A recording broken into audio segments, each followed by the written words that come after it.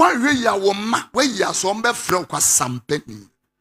Ya one more baby. This is what they may be saying concerning you. Then I look at last week, put the list, the points here. Last week when I was talking about the irresponsibility. Today you say it's Father's Day. There are fathers who will never take care of their responsibility.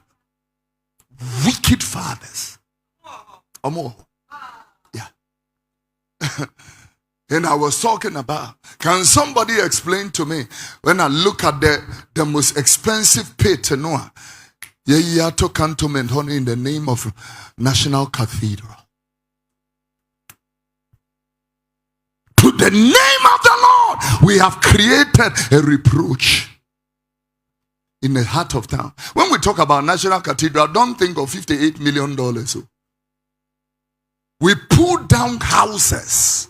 We pulled down offices, which were only 8 years old and beyond. And this particular side, and if we know that this is what we were going to, resort to as a nation, and I'm not saying this in respect to a particular government, I'm telling you the irresponsibility of this nation. Collective, this is our irresponsibility. This is a reproach and an indictment to the name of the Lord in Ghana right now. BBC have reported it. Al Jazeera have reported. New York Times have reported. It's so sad. And this they call it the pit that divided Ghana. The pit. When we say the most expensive, they call it the pit that divided Ghana. The American will be a drag.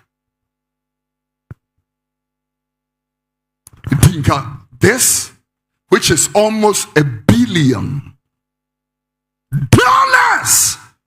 Not 58 million. Whether you believe it or not, when I count all those houses you pulled down, if those houses were on the market for rent till now, do you know what that meaning is?